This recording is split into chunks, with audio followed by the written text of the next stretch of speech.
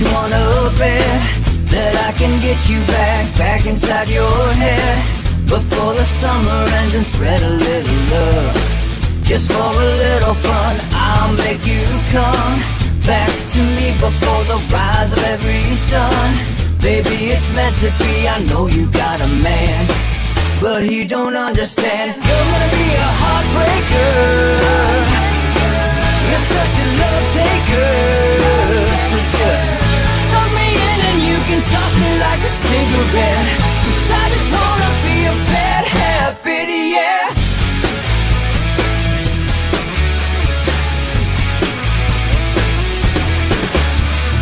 Rhythm in our love, it's impressive, excessive. You can't make this stuff up. My chest beats, it's restless, wakes the neighbors up above. Yeah, baby, come and show me love. Baby, come and show me love, because you're gonna be a heartbreaker, you're such a love taker. So just suck me in and you can toss me like a cigarette, 'cause I just wanna be a bad habit, yeah.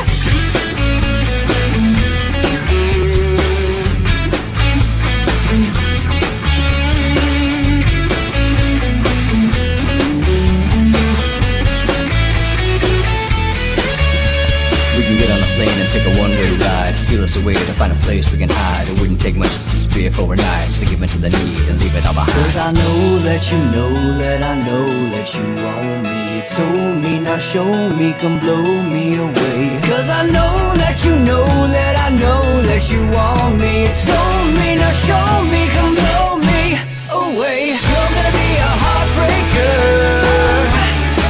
you're such a love taker. So just suck me in and you can toss me like a cigarette, 'cause I just wanna be a bad habit, yeah. You're gonna be a heartbreaker, you're such a love taker. So just suck me in and you can toss me like a cigarette, 'cause I just wanna be a bad habit, yeah. Suck me in and you can toss me like a cigarette, 'cause I just wanna be a bad habit, yeah.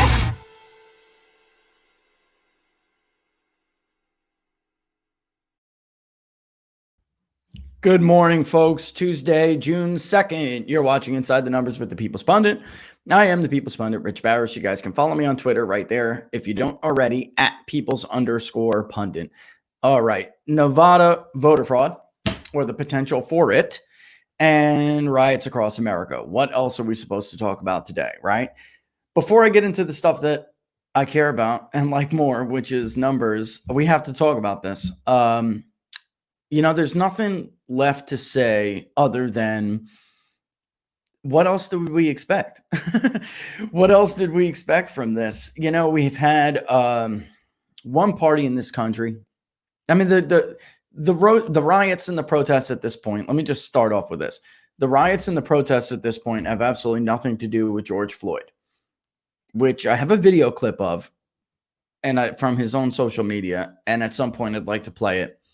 And they have this thing that's been hijacked completely by a radical element within this society that's been hanging back and, kind of building strength, allowed to build strength over the last couple of years. It's been here for a while, and it's been going and growing, really being cultivated on college campuses for a long time. And, one political party in this country tries to harness the power of these forces that we're seeing being acted upon our society now, while the other political party has been largely indifferent to it. And that's what I mean by, what else do we expect to have happened at some point in this society? And add that all to the mix with the current era, which is the era of Donald Trump, who they hate.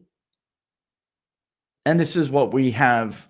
This is what's left. And ultimately, really, this is a problem that, yeah, sorry about that. This is a problem that it has to do it goes to the core of nation. What is our nation? What does it stand for? Who are we? Once upon a time, we were one people. That really isn't the case anymore today. We're headed towards this path of tribalism, and we just think differently. We believe in different things. In his seminal work, Imagine Communities, and I've been unfortunate to spend time in academia. And, most people will talk about the concept of nation like it exists. And it's, of course, nations exist. But in academia, where they just have nothing to do with their time but play around with theory, there was a very long, ongoing debate about whether a nation even exists. Is this nation, the concept of nation, like something that doesn't really exist, or is this something we fabricated? And it's like weird because these people have nothing else to do with their time. So they talk about things like this. But in his seminal work, Imagine Communities, Benedict Anderson, he's the authority on it. If you're in academia and you study this stuff, he is the authority on it. And he came out with that book, Imagine Communities, and it's a heavy read, but well worth it. And he said, yeah, they exist. They do. Nations indeed do exist, but we created them. We made them up. And what do they make up? What makes up a nation? What are some of the things that we've fabricated? And all of those things have been threatened and been weakened by a political philosophy that's really, it's decades and decades in the making. But those things have been weakened. The shared glory, shared suffering, language, culture, borders, all of that stuff has been weakened. We used to be a melting pot, and now we're a mosaic. Well, that may sound great in theory, and there's a lot of great platitudes that you can come up with to make them sound like you're the new tolerant, forward-thinking person, but none of them will actually work. They don't work. And they don't work for good reason. We're seeing that play out now, because now we're moving towards tribalism. Everybody has different experiences in this country. Nobody understands each other. And so I had a great time listening to The Breakfast Club with Rush yesterday. That's a conversation that is like, decades old. And I know some of you, from your responses on Twitter, you didn't like it. But it's not just how ignorant Rush may have been to the Black experience in America, like everybody on the left focused on. Listen to how ignorant they were toward other people's experiences in this country. Now, maybe they just simply don't care about those experiences. But we're at a point now where one side has to listen to the other, and that's it. That can't happen. It won't happen. Just like they don't expect, and by that I mean the Black community, they don't expect whites to care about their plight. And we've allowed this to become an issue about race because we've allowed political forces to harness those divisions. One has been completely indifferent, and the other, and that's because of numbers. I mean, this is a show about numbers. The right didn't care about the Black community, especially the urban Black community, for a very long time. And I mean that by their leaders, their thought leaders, their political strategists, their policymakers. They didn't pay specific attention or detail to their plight because there were only 8% of the vote for a long time. So what did it matter? And Democrats, they pay increasingly less attention to them because they're not as big of a voting bloc as some other new groups that have competing interests with them, like Hispanics, a much larger voting bloc with competing interests. I may not look like it, folks, but believe me when I tell you, I've clocked more hours in an American ghetto than most of these people that you hear and see on TV of all colors. There are just as many divisions between Black and Hispanics and Asian communities than there are between white and Black. And you can't live in a society where political interest dictates all, and we don't have shared beliefs and shared values. And I'm going to play a couple of clips because if anybody doubts what I'm saying is true, you just have to listen to some of these people. The media doesn't, they claim to represent even the left. I would argue that that's not really even true. But we all have to have at least some general agreement about who we are as a people, what those principles stand for, and why we stand for them. And we don't anymore. And that's just the reality we have been unwilling to face for many years. And now this is starting to hit us in the head. Let's listen to one clip and then I'll come back. All right. I know people see violence and think that people are just taking advantage of the situation, and there may be some people who are. I don't know that every single person is doing this born out of pain, but I can tell you many people are. We've seen it. They don't know what to do with that emotion, so their response, especially young folks, is to lash out. And one of the young folks, we talked to him on your show. You had him on your show. A young man who is from Minneapolis who said, do you see all this damage here? You don't listen to us when we speak, so you listen to us now, don't you? So acting out gets attention. And they know that because the other way hasn't gotten them the attention. It hasn't done anything. It hasn't changed anything. So they're hoping this will. Will it? I don't know. I was in Ferguson in 2014 for 3 months. We're back here again. Same scenario, just about. There wasn't a gun involved. There was a knee involved. I was in Ferguson. We haven't had anything different. Same scenario. There was a gun involved. There wasn't there was a gun involved there. There wasn't a knee involved like there is here. That on its face is ridiculous.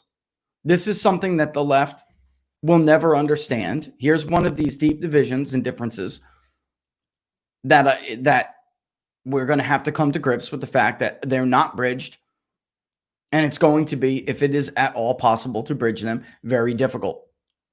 This is not the same situation as Ferguson and Michael Brown. George Floyd is not Michael Brown.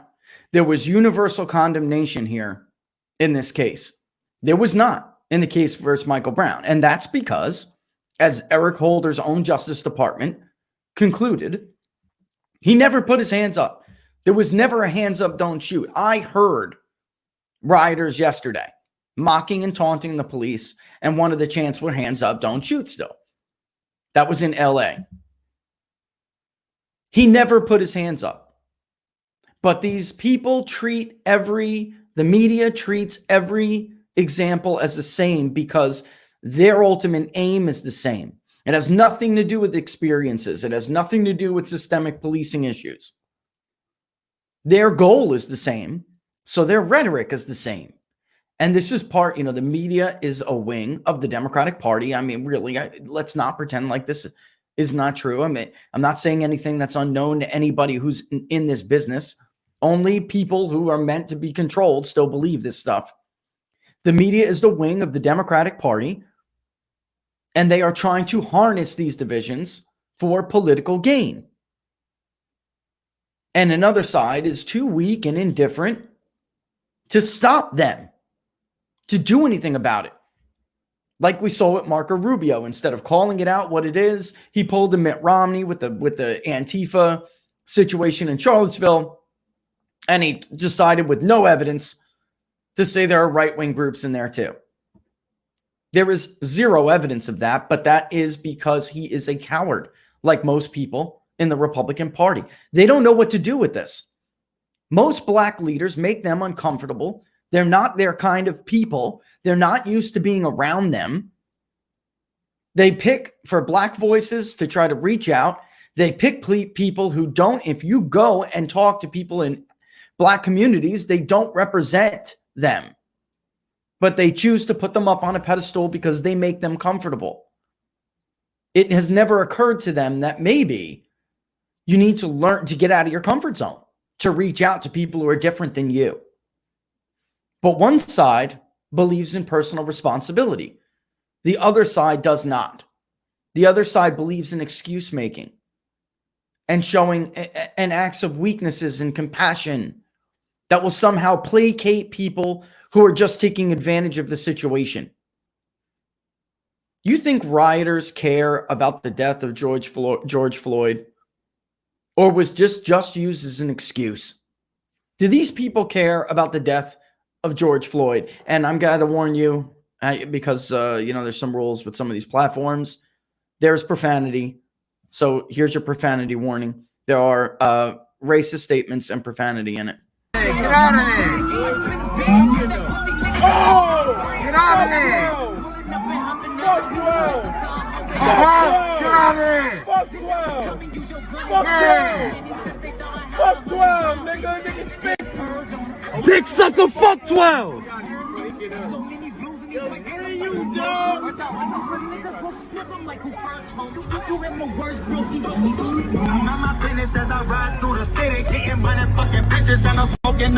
Nigga just fuck 12 up, nigga.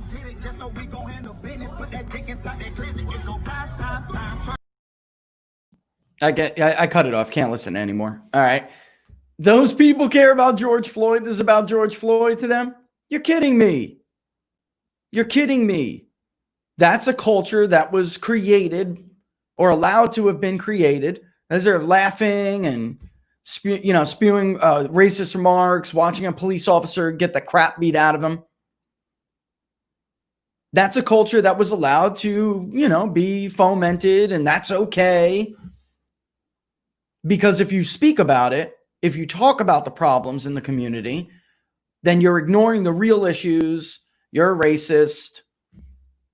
And the indifferent party has never had the courage to fight back against that. That anger is harnessed by another party, by the opposing party. It's harnessed and used at the ballot box every 2 and 4 years. And that's been allowed. Bill de Blasio sits back and blames Donald Trump. This is somehow Donald Trump's problem. All right. And this is what I mean by one side fundamentally believes something different. One side believes in personal responsibility. The other side will have a mayor like the mayor of Minneapolis who will come out and cry because they believe if they show some form of compassion, that it will placate people. It's an idea that's just completely ignorant of human nature. And here's Bill. I have not, I'll always, Dave, tell you what I know and what I don't know. I've not seen the specific words coming out of the White House or actions, but I can tell you this, and this is the blunt truth. The President of the United States helped to create this atmosphere, and that's the tragedy here. Doesn't matter what your party affiliation is, doesn't matter what you think of President Trump. There's been an uptick in tension and hatred and division since he came along. It's just a fact. And it's not the reason for any specific act, but it has helped to poison the atmosphere. So we got to get back to leaders talking about unity. Yeah, it's not anything specific. It's just, overall, because I don't have anything specific. So I'm just going to blame him for being the biggest failure in the history of New York City politics. This guy is the biggest coward and derelict ideologue who holds public office today. But none of this is really particularly surprising because who is Bill de Blasio? He is a radical. He represents the radical left that has been filling the heads of children in academia for decades, who now largely make up the ranks of Antifa. They've been allowed to grow. We have it on our college campuses here. They are allowed to walk around and recruit. They are allowed to spew their garbage and violence. Bill de Blasio is simply them in a political body who managed to get elected to the biggest city in the United States of America, which is the scary part. One side has sat back and allowed this to happen for years. And then we have all of these differences, and we're supposed to be surprised at what we say. I just don't understand what the shock is. In the cute little platitudes during coronavirus and everything else we face, we're all in this together. We're not in this together. We are not in this together. New York strong. New York looks strong right now. We're gonna prevail. Look, I'm not trying. This is not about being negative Nancy. We have got to come to grips with what is really going on in this country. The division is intentional. Mayor Bill de Blasio and Governor Cuomo do not want to do anything about this. They don't. Even Leo Terrell, who hates Donald Trump's guts, even Leo Terrell last night flatly said, you know what? The mayor of LA, the mayor of New York, the governors, this is so political to them. They would rather watch their cities burn than give Donald Trump a win. And the black community will ultimately be those who will pay the most. If you think he's making stuff up and being hyperbolic, you're wrong. It's the same thing with the coronavirus crisis. If you don't think they intentionally use that crisis, they intentionally hurt millions of American workers for a political end, you're wrong. You don't know who these people are. The right, it's like, nutcases to the left of me and cowards to the right of me. That is the situation we live in here. That is the situation we are living in. And as sad as it is, it sucks because today it's been, we missed on Friday, and then Monday we missed again. So today I really wanted to go through all the economic data that we had, and there was actually some good news. But God forbid, the ISM Manufacturing Index, the PMI, it was better than expected, though, for manufacturing still in contraction. But it indicated this could be a bounce back. The overall U.S. economy returned to growth in that survey for the month of May. God forbid that happens. Better get Antifa and a couple pallets of bricks in each major city and make sure that, crap burns to the ground. If you don't think that's how these people think, then you are living on another planet. You don't understand one of the political forces in this country. And I'm not trying to down the Democratic Party here. I don't even want this to be a show or a little segment about a party, because the other side, I hold just as responsible. They didn't give a damn about any of this for decades. They didn't give a damn. And let me tell you why, because I started off telling you about Benedict Anderson, right? And for those of you maybe who just, don't know this stuff, I apologize, but basically the idea was there was this giant debate about what is a nation, does it exist? The consensus comes to yes, it does exist. Fast forward to Man the State and War, and another book I would suggest you guys read. It's also very heavy, but Ken Walls is trying to explain why it is ideologies don't band together during times of war. So why is it that France, being filled with socialists, left and right, ideologue socialists, ideologically, with the exception of the racial and ethnic element to fascism, ideologically, they agreed more with Hitler than they did with the West. They are left-wing, and Hitler is not right-wing. He is left-wing. Hitler was a socialist. That's a fraud that was perpetrated on the American people because they needed to explain why Uncle Joe Stalin was our new best friend in the war to defeat the Nazis. And also because our own president was a leftist. So don't tell the world that the people who are the guys that are baking Jews in ovens are on the same side of the political spectrum as us. We better make up something quick. And that's what happened. Hitler was a socialist. Why did the communists, who are leftists like socialists, why did they not join with Hitler? What happened here? Why didn't they? Why did ideology fail in the alliance in the Second World War? And the answer to that was nationalism was stronger. And what creates nationalism? How do we imagine these communities? Shared values, shared glory, shared suffering, shared principles, shared virtues, languages, culture. It is stronger than ideology. That is the answer. So the left got it in their head. We have got to destroy this thing called nationalism. It's got to go. The West shares too many things.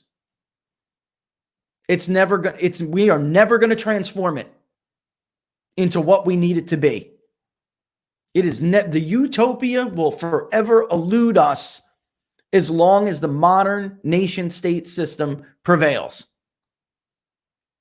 That was the philosophy that dominated the second half of the 20th century among left-wing academia, in left-wing academia. That is the philosophy. It's a philosophy that Barack Obama subscribed to.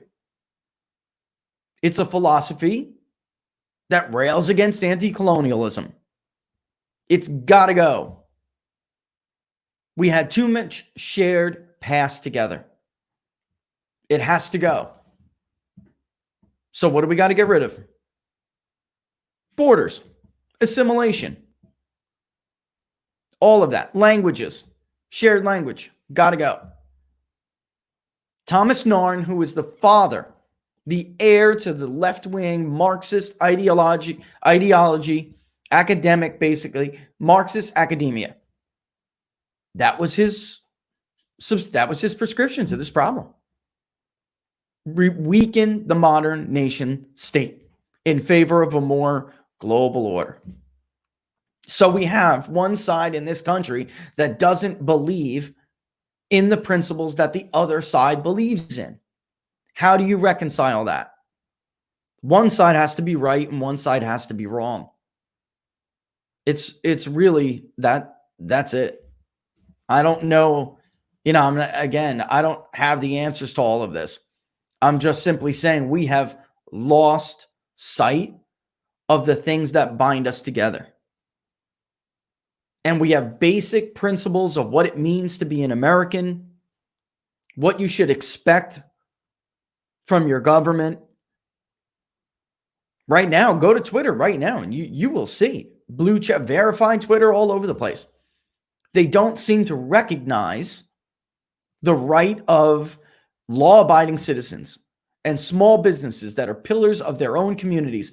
They don't see them to recognize the right of those citizens to be protected against rioters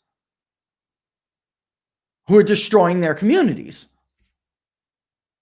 They don't recognize their right to be protected. They don't know the difference between the right to petition your government, peacefully assemble. By the way, we've lost sight. I mean, these words, some of this is incredible because the founders wrote this stuff down for us. What is the debate? Where is the debate? It's written down. For years, they don't believe in the right to keep and bear arms. They think you barbaric if you are a Second Amendment supporter. They never recognized, it never occurred to them that there was a reason for those rights. Maybe one day your government just simply will choose not to protect you because they're too busy trying to make a president look bad. They'd rather let their city burn. So, they give up their right to keep and bear arms, and it burns. And the rioters run rampant.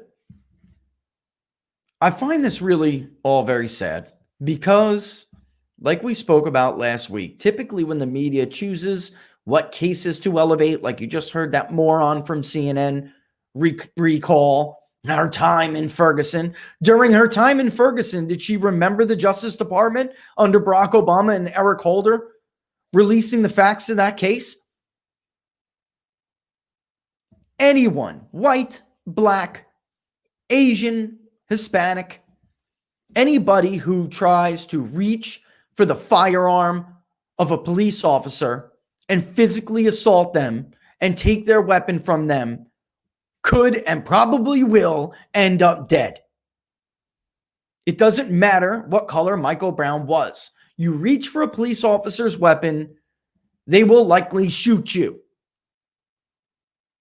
You can't obfuscate these cases and pretend they're all the same. And that was something that was very troubling if you listened to Rush's conversation with the Breakfast Club yesterday. We were all in agreement with George Floyd, but that wasn't good enough. That wasn't good enough. You have to, knee-jerk condemn everyone that they say is part of the white supremacist order. This is crazy. There isn't a single Republican mayor of a major U.S. city. Rudy Giuliani was the last true one. You can't count Michael Bloomberg because he wasn't ever a Republican. Let's be real. He was the best Republicans could come up with back then. He was always part of the white, upper crust, liberal elite order in New York City. That group of people, that class, has always been liberal. Always.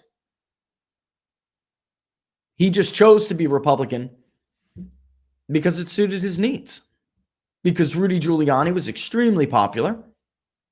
And he would have lost that election, by the way, if Rudy didn't come out 24 hours before the election and say, this is my guy, vote for him.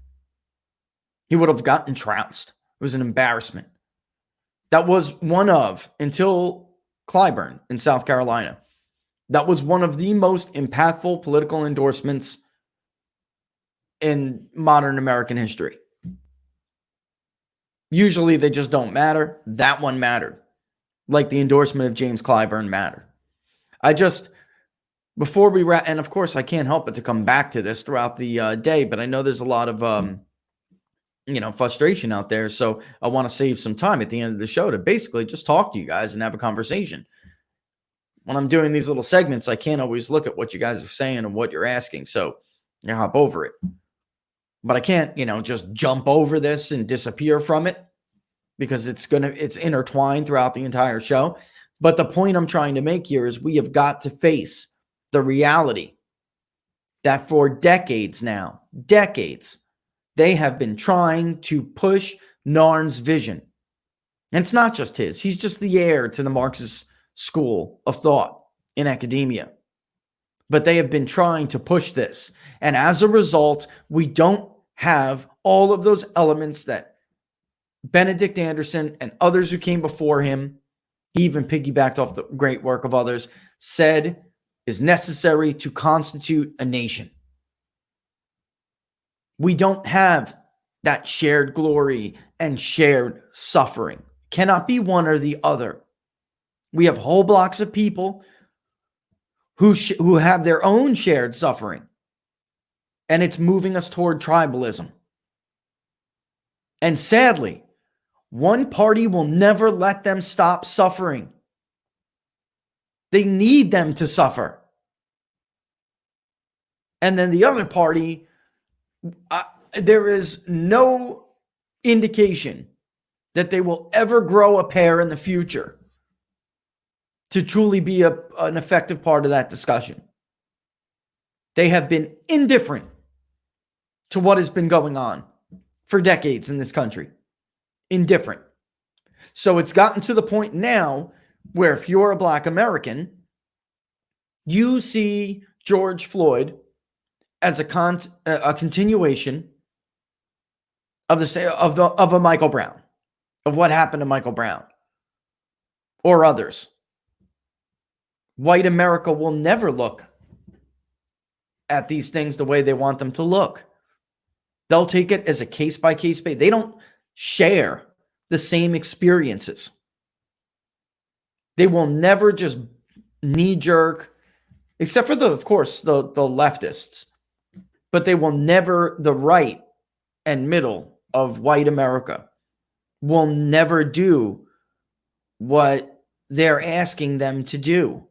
They will always take things on a case-by-case basis. Why? Because the country was built on certain principles. Everybody gets the presumption of innocence. Every case is judged on a case-by-case basis. Every prosecution must be built. Every argument must be made. They're not just going to simply abandon them, those principles. They're not. It's not going to happen. So, that is what we're already over the segment time. So let me break there. And when I come back, I don't know if I will or not. George Floyd and his own brother, the words of George Floyd, and then his brother is there to speak for him now. I mean, he is not. They've been completely drowned out in this crap. That is the tragedy of this. They barely were able to squeeze in between the crazy headlines yesterday. They were barely able to squeeze in between those headlines for that autopsy report yesterday, which differed from the report that the authorities released, and it differed in a certain way. Dr. Michael Bodden said, which is for the people hired by the family, and Benjamin Crump, who's the lawyer for the family, they said he died of asphyxiation. That's a funny word, asphyxiation, right?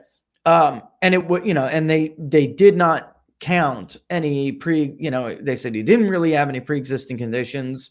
There were no other underlying issues, and it doesn't really matter what the toxicology report says. And often, by the way, it can take weeks for a toxicology report to come back, but it does appear that he had fentanyl in his system along with methamphetamines. All that does is validate what the person who called the police said, which was that he didn't appear in control of his own faculties, but I really don't give a damn as far as how the officer handled it. I mean, really, being high off of opiates does not, trying to pass off phony a $2 bill or something doesn't warrant death. It does not warrant death.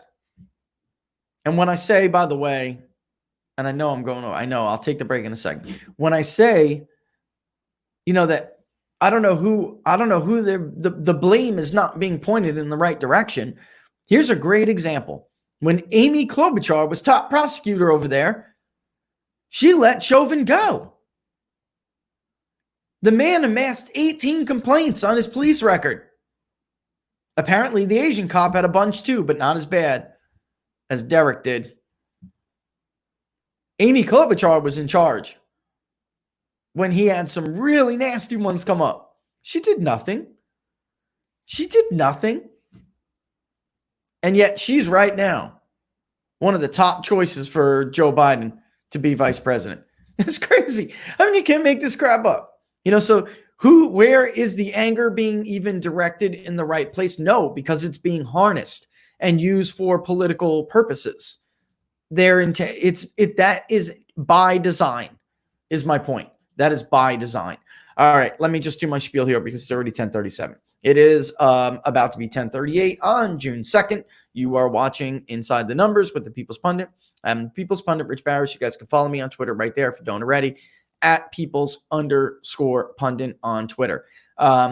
Guys, don't forget to subscribe, of course. We had a nice little burst, but since we didn't do the show in a couple of days, I got to bug you guys again. Don't forget to subscribe on YouTube. Periscopers, you should mosey on over to YouTube. It's a much cleaner stream. We get the biggest viewership on Periscope, but we're trying to, encourage you guys to go to YouTube. And when you do, get over there, subscribe to the page, People's Pundit Daily, to the channel, and then hit the notification bell so it lets you know right before we go live, which is 10 a.m. Eastern Standard Time.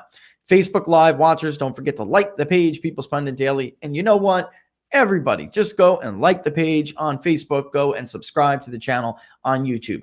Ultimately, the best way you can support the show is to subscribe to PPD itself by going to ppdnews.us/subscribe. ppdnews.us/subscribe. Since we started this show, a lot of you have done that. And I want to thank you for doing that because, like I'm going to show you in our next segment, that's what funds it all. So that's how we're able to show you what I'm going to show you in a little bit in Nevada. We'll go over the story and then we'll take a look at the voter files in the following segment. These things, for me to show you the truth, it takes money. They have it. The people who don't want to show you this stuff have it. They have access to the same things that I'm going to show you today. They choose not to show it to you. They choose to tell you fairy tales. They choose to lie to you. And I can't, and the only reason why I can do it is because of folks like you. It's really that simple. All right. So I can't ever promise you that we'll cover everything. I can promise you we'll cover the stuff that you need to know, and we'll do it better than everybody else in a more truthful fashion. All right. So now that it is 10:40, I am going to attempt to share and show you this story. I do not want it to mess up the glitch here because of all the people on Periscope telling me that it is taking a long time and buffering and stuff, but I will give it a shot because it's important. All right, the RNC, I have to read this story to do an intro before we even get into the voter files. The RNC filed a lawsuit in Nevada, which is essentially, it doesn't counter the lawsuit that Democrats first brought, but it's an attempt at transparency, basically. So the DNC, the Democratic National Committee, and the Clark County Commission, which is dominated by Democrats, came up with this backroom deal that nobody knows how it happened, all of the details of it, and basically, it violates Nevada state election laws. And the RNC simply tried to get documents to shed some light on how this deal came to fruition. And they've been denied access to it, which, by the way, is also against the law. But if you remember the show last week when I talked to you about all mail-in votes and how, what Donald Trump said in his tweet was not totally accurate, but the crux of it was, this is what I was talking about. And I'm going to show, because there are other states where this is going on, but this is what I was talking about. They want you to think that under all of these proposals, only people who are eligible to vote will get ballots. Because they'll say only people who are registered to vote are going to get ballots. It's not really different than absentee ballots, but it is different. Being eligible, being registered to vote in this country is not the same thing as being eligible to vote. I know that sounds nuts, but it's true. Like we have riots in the streets of like a third world country for the last 7 days, much of what we do and how we operate to conduct elections in this country is third world. There are loads of people on the voter rolls still who are not eligible to vote. They'll tell you only active voters will vote. Lies. Lies. And I am going to show you right now. Simply by showing you, we'll look at Nevada overall, and then we'll look at Clark County. Because number one, this is the county that the battle is being waged in over this. And it's simple. It's because this is where the votes come from, folks. Trump was at about 42% in Clark County in 2016. He wound up losing the state by, even though it's like 2.4%, we're only talking about roughly around 27,000 votes. All right. A little bit more than 27,000 votes. And that in Clark County alone, Hillary Clinton received 402,000 votes, which was just over 52%, about 52.5%. And Donald Trump received just under 42% with 320,000 and change. Donald Trump in the recent, I think it was Las Vegas Review Journal, in their recent poll, Biden had about, I think it was a 5-point lead or a 3-point lead, but Donald Trump was at about 42, 43% in Clark County. This is why it's very important. He actually ticked up quite a bit among Hispanics. So even if Donald Trump was to bring his, maybe he needs 43 in Clark. If he got in the 43 to 45% range in Clark County, it would be a race in Nevada, because it also means he would do much better in Washoe. We're going to look at that a little bit next. Probably won't be able to get to it today, but Washoe used to be the big Republican county. Hillary carried it by about 2 points. Dean Heller also lost it in 2018, but it used to be a Republican county. And we're going to look at what's happened in Washoe.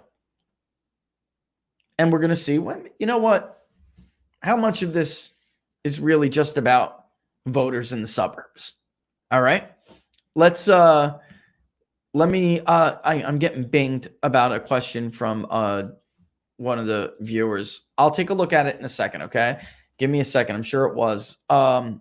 Just remember to remind me, because some of you guys are like, hey, answer a question. Just remember to ask me or remind me in a little bit when we get to it, all right? Let's just read. I'm going to read this basically verbatim so I don't leave anything out. The Republican National Committee and the Nevada Republican Party filed a lawsuit aiming to prevent the potential for voter fraud in Clark County. The lawsuit accuses the Democratic-dominated county commission of hiding public records pertaining to the deal struck with the Democratic National Committee and liberal groups to make demanded changes to the primary election on June 9th. Listen, folks, if they get this on June 9th, they will get this in November. If they get the precedent on June 9th to do this, they will get what their way for November. The deal, which is going to cost the taxpayers $300,000 without even getting input from the public, forced the Clark County registrar, who did try to fight this, to mail ballots to all inactive voters, many of whom are deceased or have moved. It also added more polling location and funds the hiring of ballot harvesters. On May 7th, Rona McDaniel, she sent a letter requesting records on how the commission reached the decision, but the county refused to turn them over. The RNC claims is how the story is written, but in truth, they claim they had no other recourse, and they accused the county of violating the Nevada Public Records Act. They absolutely are in violation of the Nevada Public Records Act. I know the story's written like that, but it's not really a matter of opinion. They have to turn over these records. Since the Democrat-dominated Clark County Commission is refusing to comply with state law and release public records, we have been left with no other choice but to ask the court to force the county to hand them over, RNC Chairwoman Rona McDaniel said in a statement. Nevadans deserve answers as to how its largest county came to the decision to strike this shady backroom deal and mail thousands of ballots, including to inactive voters that have littered the streets of Las Vegas. We looked into that claim, actually, and it's true. Just hang tight. The DNC and other liberal groups sued the Nevada Secretary of State, I'm not going to butcher your name, Barbara, to force her to violate state election law by suspending prosecution of ballot harvesters. They're against the law in the state of Nevada. And verification procedures for absentee ballots, sending ballots to all inactive voters and demanding more in-person voting centers. The Clark County Registrar filed a joinder days after the lawsuit was filed, claiming elected officials were compelling the office to cave to Democrat demands. Pause, time out. In the show we did last week about this, which was like an intro, and we looked at California and Texas, although not as deep as we're going to show you today, because I'm going to show you differences today when we did basically on the surface stuff in California and Texas. I told you, Democrats and the media, this is the difference. They will pretend and claim that this is no different than absentee ballots as we have in Florida, which Republicans dominate.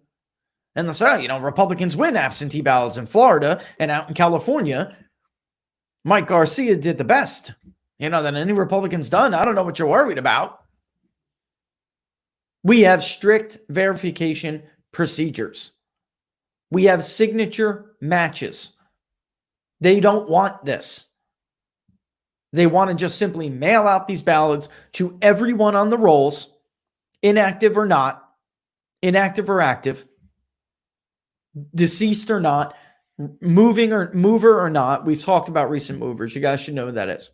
Those are people who may have moved either out of the state, which is even worse, the worst possible scenario, or people who have moved between congressional districts who are no longer allowed to vote in a certain district, but they're still on the roll. Their address hasn't changed or has now a flag, which means it did change and hasn't been updated or recently updated, yet somehow they still end up voting in a certain congressional district. We have measures to prevent the fraud in absentee ballots. They are specifically suing to remove these verification procedures. This is the difference. All right. So according to Fox News, the decision to mail ballots to inactive voters has led to concerns over voter fraud, with ballots littering the streets of Las Vegas and piling up in trash cans. The Las Vegas Review-Journal, which is no right-wing paper, reported these ballots are being mailed to incorrect addresses and hanging from community boards in apartment complexes. I mean, this is third world. You see what I'm talking about? On May 20th, Ronna McDaniel sent a letter to Nevada Attorney General Aaron Fort, demanding an investigation into whether the decision violated Nevada's open public meeting and election laws. Democrats have ignored the demand and deny these efforts will lead to voter fraud. I'm going to skip over this real quick because we're going to talk about this in detail. But the bottom line is the Democratic lawsuit in Nevada is only the latest legal action seizing on the coronavirus pandemic to radically reform elections in the nation. We previously reported this. The RNC recently doubled its legal budget, which was last month, to $20 million in order to fight these efforts. Last week, Republicans sued Democratic California Governor Gavin Newsom over his unilateral move to transform California into an all-vote-by-mail state. Again, with similar, I don't even know what to call them, what would be the best word to call them, but intentionally reckless, intentionally careless. So the point is to make it as easy as possible for people who should not be voting, ballots to be counted that shouldn't be counted. I don't know how else to put it. There are no good reasons. There are no legitimate reasons for them to request these restrictions and these safeguards to be lifted. In the media, they'll blow right by this. They'll blow right by it. But this is what I was warning you about last week in that show, and now we're seeing it. All right? They are also fighting a lawsuit in Florida that would force officials to ignore the statewide ban on ballot harvesting. We are not a ballot harvesting state here. You cannot ballot harvest. It is illegal in the state of Florida. They also want ballots to be counted after Election Day, the way they do it in California, the way they tried to force a federal judge to order it be done when Bill Nelson couldn't find another 10,000 votes, when Andrew Gillum couldn't find another 40,000 votes that he needed at a 90-10 break to flip that race. What happened in 2018 in Florida had never happened before. I mean, we had the hanging Chad, mess up in 2000. But since then, we really have not had that level of chaos in our elections. Why? Because after Bush v. Gore, on a bipartisan basis, this state enacted laws, both parties agreed to them, that were thought to be fair, not voter suppression. There are plenty of ways to vote in this state. There are plenty of options to vote by in this state. There is plenty of time to vote in this state. If you are finding provisional ballots 3-4 days after the election, like we saw in 2018, and you are counting ballots that signatures don't match or they're missing, then you are breaking the law that was agreed. The legislation sausage was made, legislation was passed on a bipartisan basis, and Republican governors signed without objection. Now they want to undo that. There is no good reason to cite to undo these safeguards. There is only one reason. That's to commit election fraud. And I'm going to show you in detail in a second in Nevada. People say, it's not that big of a deal. It could be a huge deal if they get their way. The RNC won a major victory in Pennsylvania recently. The Commonwealth Court tossed out a lawsuit from the Democrats to allow ballots to be counted after Election Day. almost an identical lawsuit that we're seeing in Florida right now. Similar efforts are being fought in other states as well, to include Michigan, New Mexico, and Arizona. All right. It is 10:56. So I think I want to save the database for after we come back, instead of going through it and loading it up. If I have anybody who questions the veracity of the graphics, okay, then maybe I'll bring it up just to show you the identical numbers. Maybe I'll show you one, but we'll look at the voter files, which I kind of skipped over in that story. If you go to People's Pundit Daily, I think it may even still be the featured story on the website right now. You can go and see it for yourself, at least one of them. I'm going to share with you several different results. So those of you who know this, those of you who watch this show, you'll recognize this. That is the voter file database. We run queries based on parameters. Do we want to exclude voters who are dead? Do we want to exclude voters who have recently moved, having a change of address flag? Do we want to exclude inactive voters? You know this. This is not new to you, but I'll go over it briefly just so anybody who's just looking will understand. But okay, so let me answer. If you guys pop that question before, if it has to do with this, I'll go back and I'll look. You know, Laura, if you want to find what Joyce is asking me, I'll answer it before we go to break. But yeah, basically what I'm going to show you is, first we'll look at Nevada as a whole. Remember the wide net? We're going to cast a wide net. We'll look at Nevada as a whole, and we will exclude voters who are deceased, recently moved, and inactive. Then we'll look at Nevada as a whole without doing that. I'm going to show you the number. We'll look at that number. Then we'll isolate Clark County. And we'll do the same thing. Run one that does exclude it, as you should. As any pollster who goes to the voter file to pull a random sample to go to poll should do. And then we'll look at it the way the Democrats want to conduct elections, which is not excluding voters who are inactive, who are deceased, who have change of address flags. And we will compare that number in Clark County to the state overall. And I will show you how much of the vote Clark County represents statewide.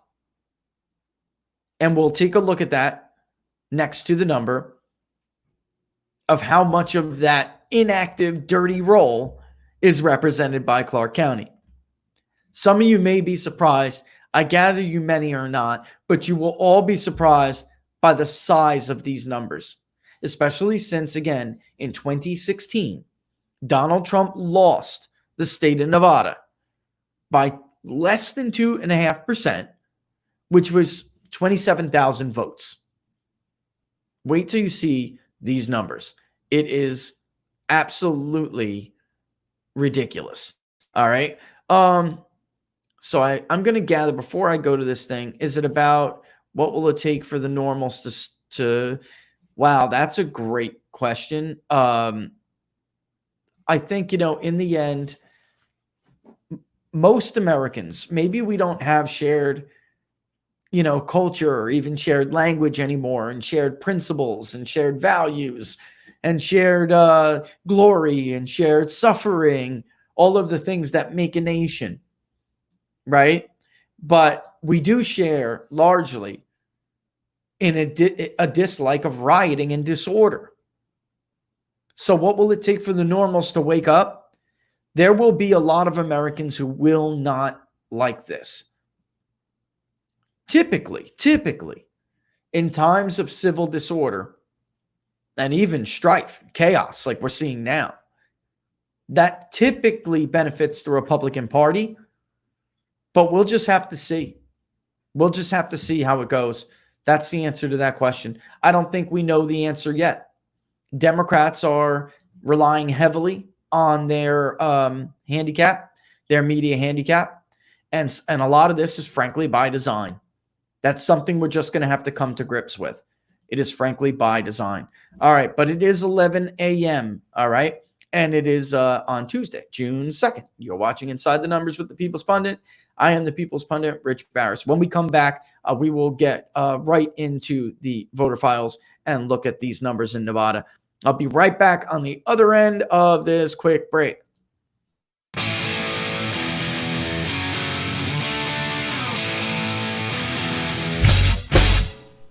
How much you wanna bet that I can get you back inside your head before the summer ends and spread a little love. Just for a little fun, I'll make you come back to me before the rise of every sun. Baby, it's meant to be, I know you got a man, but he don't understand. You're gonna be a heartbreaker, you're such a love taker, so just suck me in and you can toss me like a cigarette, 'cause I just wanna be a bad habit, yeah.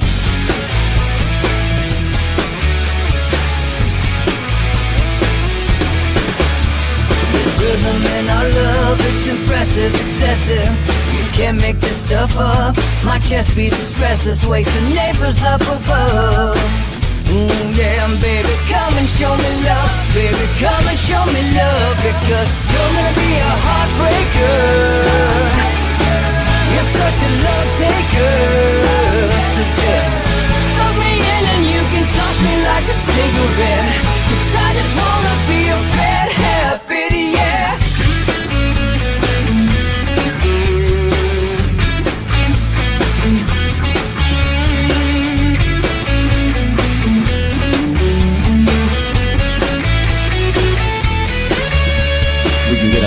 Take a one-way ride, steal us away to find a place we can hide. It wouldn't take much to spear for a knife, just to give into the need and leave it all behind. 'Cause I know that you know that I know that you want me. You told me, now show me, come blow me away. 'Cause I know that you know that I know that you want me. You told me, now show me, come blow me away. You're gonna be a heartbreaker,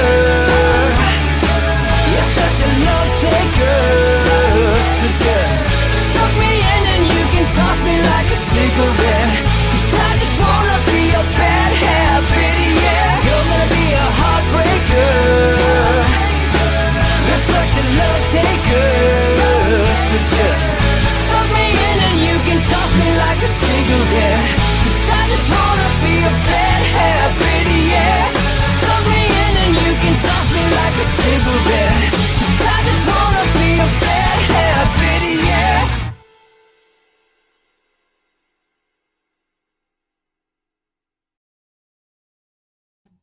Almost busted drinking water. All right, we're back. It is 11:03 on Tuesday, June 2nd. You're watching Inside the Numbers with the People's Pundit. I am the People's Pundit, Rich Barris, right there. Those of you who just joined us, right, waiting for the break to end, don't forget to subscribe on YouTube, and don't forget to like the page, People's Pundit Daily. The best way to support the show, of course, is to subscribe to PPD, which you could do by going to ppdnews.us/subscribe. ppdnews.us/subscribe.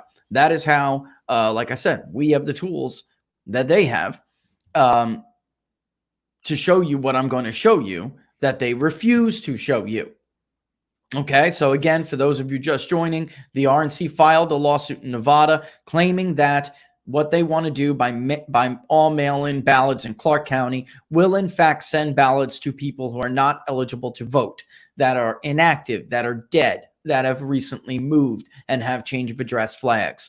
And Joyce, real quick, just to let you know, I now know what your original question was, and I will get to it on the Q&A. All right, let's look. And for those of you who watch the show, you know when I open up the voter files what it looks like today. In the interest of visualization, so you could see better, we have graphics. Okay, but let's cast a big net. And this is the voter file query for Nevada, meaning give me everybody who's registered to vote. Give me everybody on the voter file, but remove people who are dead or have recently moved or are inactive. And when you poll, of course, that is what you should be doing, right? This is the result. Let's put it up here first. As you can see right there with unique individuals. And in the query section, you can see it says demographics, data point deceased equals exclude deceased, meaning do not give me dead people. Demographics, change of address flag, which equals exclude movers, people who have recently moved. And again, this is everything that is cited in the RNC's lawsuit. This is what we talked about last week when we discussed whether or not Donald Trump was making an overall valid point in his tweet that Twitter labeled false and used CNN and others to fact check Washington Post. And they fact checked on the basis that only registered voters, people registered to vote, will get ballots. And I will repeat here again, being registered to vote in the United States of America is not the same as being eligible to vote. There are dirty rolls in many states, most states, meaning they are not complying with the NVRA of 1993. They are not purging their rolls for dead people. They are not purging their rolls for people who have moved and are no longer eligible or are inactive, meaning they did not vote in so many years or so many elections. The number is 1,564,821 when you remove dead people, people who have moved or are inactive. All right, because that is essentially a lot of those inactive voters. That's where they come from. Here is overall the state when I do not exclude people who are dead and people who have recently moved, have a change of address flag, or their status is listed as inactive. And all of these people under the Democrat deal in Clark County will absolutely get ballots. And part of the $330,000 in taxpayer expense that Clark County will shovel out will go to hire ballot harvesters. And they are removing the need for signature verification. Again, in violation of state law. The number right now, when we do exclude these people, 1,564,821. Here it is when we do not. 807,867. So there are a minimum of 225,942 inactive voters on the state rolls statewide in the state of Nevada. These are people who are dead, have recently had a change of address flag, have moved, or are listed inactive because of voting history. Again, let me repeat that number. 225,942. Donald Trump lost the state of Nevada by 27,000 votes. Okay? All right. It's an enormous number. It's shocking. It's an enormous number. Now, where are these voters coming from? Where are most of the, well, not vote, where are these ineligible voters who remain on the voter rolls? More than 220,000 of them, more than 225,000 of them. Where are they coming from? Well, since this lawsuit is about Clark County, let's look just at Clark County. Now, Clark County is the largest county in the state of Nevada. It is a Democratic stronghold. Again, Hillary Clinton won about 52.5% of the vote there compared to Donald Trump, who won less than 42%. It was an even bigger margin for Rosen in 2018. It represented nearly 7 in 10 of all votes cast statewide in 2016. 68% of all votes cast in the state of Nevada in the 2016 presidential election were cast in Clark County. How much of that dirty roll was in Clark County.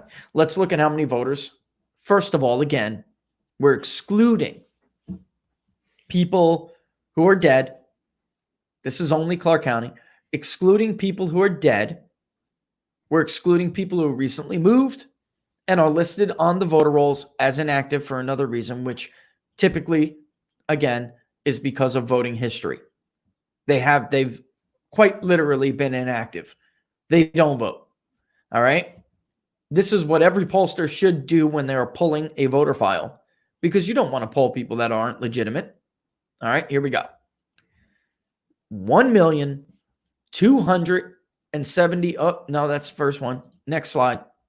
Yeah, no. Oh, right. Okay. Never mind. I didn't pull that one. That graphic is only that. Let's look at it though. Clark County alone, when we don't exclude these people. I forgot. The fourth one is going to be just how many inactive voters. All right. But this is Clark County in its totality. When you do not exclude dead people, you do not exclude people who have recently moved and have been inactive. The Democratic lawsuit is forcing the Clark County registrar to mail ballots to these people. 1,279,655. Again, they are making Clark County mail ballots to people who are dead. They could be dead. They could be, and just, it should be a little bit over 1 million to answer that question, because I didn't have that slide. But if we did exclude them, like every pollster should do, because you're not going to poll people who are dead. You're not going to poll people who don't live there anymore. You're not going to poll people who haven't voted in an election in 10 years or more. Every state can be different for what's inactive. A lot of them do have their own discretion. But it should be about 1 million. So that leaves the question. How many are in Clark County alone? This is another query for the voter file. It's just Clark County. It tells me, do not give me the entire population. Exclude active voters. I only want inactive voters, as you can see right there under the query tab. Just for everybody who is, it's stunning. So there are going to be people who are saying, oh, you must have made this up. That is the query. This is the voter file database. The parameters are right there. It is Clark County. That's the jurisdiction. One demographic data point is whether or not they are deceased. We are saying do not exclude dead people. The other demographic data type, that data point for that type is change of address flag. They have moved. They have a change of address flag. And their status is inactive. There are 178,350 inactive voters on the rolls in Clark County alone, to include dead and movers. The Democratic stronghold and largest county in the state was 68%. And when you hear the media say it, they'll just sum it up, they'll round, and they'll say Clark County is 70% of all the votes statewide. It is roughly 70% of the vote, but it accounts for nearly 80% of the state's total inactive voter roll. So it disproportionately represents inactive voters who are dead, have moved, or haven't voted, so are listed as inactive. 78.9%. That is what 178,350 inactive voters, that is what percentage of 225 plus statewide is in Clark County. They disproportionately represent the dirty roll. So if you wanted to do something dirty, if you wanted to cheat, if you wanted to commit election fraud, you would even have an advantage, even if Republican counties did the same. So that's how bad this is. Let's say everybody else cheated. Okay? Let's say Republicans in Washoe County are sick of coming up short by a few points in their county. So they're going to they're going to do it too. They want to take it back. They're sick of losing it. Even if they did. And even if the other counties did too. Douglas is now the biggest Republican, county. I don't even know if you could call it. I mean, Trump won handily there. He won, I think it was like 62.5% of the vote in Douglas. Hillary Clinton only won about 30%. Dean Heller didn't do as well in Douglas as he needed to, but it was still a solidly Republican county. But there's only a total of, under 30,000 votes there. So even if Republicans wanted to play the game that clearly Democrats did, so let's say a judge responded to this lawsuit and said, all right, well, it can't just be Clark County who does it. Every county needs to do it. It wouldn't matter because they would be disadvantaged by where these votes are coming from. Inactive voters are disproportionately in Democratic states. So they wouldn't even be able to make up the ground. So even if everybody wanted to cheat, it still wouldn't matter. Clark County is so big, and 80% of the dirty roll, to use the lingo that we've established here on the show, they are 80% of the total dirty roll. Republican counties, even if they filled in every single inactive ballot or every single ineligible, technically by law, ineligible ballot, they would never be able to make up the ground. Never. So when the media tells you, thanks, Laura, when the media tells you that there is, no reason to worry, that Republicans are making something out of nothing, that only registered voters, people who are registered to vote, will get these ballots, know they are full of crap. Know they are lying to you. Being eligible is not the same thing as being registered.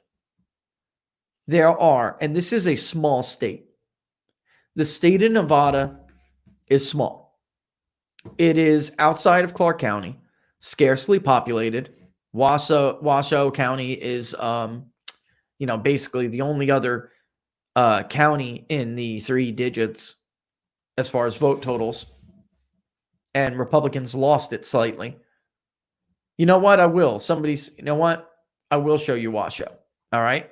But again, I'll show it to you right now. But again, just remember, even if even if a judge came back and said it's not fair to simply do this only in Clark County, you must do it in Washoe County too. Even if they did do that, Clark County still represents way too many votes in this category, inactive and ineligible. They represent more of the dirty roll than they do of the entire electorate, which they already represent dominantly 70% of. This is not debatable. This is not a matter of opinion on CNN. This is not this is not debatable for Glenn Kessler, the Washington Post, to fact check. He simply is changing they all are. I'm not going to take a pick on one person. He's simply playing with terminology. There is no reason, no good reason why they wouldn't explain this to you. What is the difference between being registered and being eligible? What does it mean to be an inactive voter? What could possibly get you listed as being an inactive voter on a voter roll? What could possibly do it? They don't tell you that because they don't want you to know. Yeah, let's look at Washoe and even Douglas, and there's another one. I'm skipping my Carson City. That's another big one for Republicans. But again, that's in 2016, Carson City was 25,000 votes. That's it. 25,000 total votes. Clark County was 767,000. Washoe, which they lost, was just under 210,000. So already it would be very difficult to make up that ground. Let's run the query here. I think that's about, yeah, it is.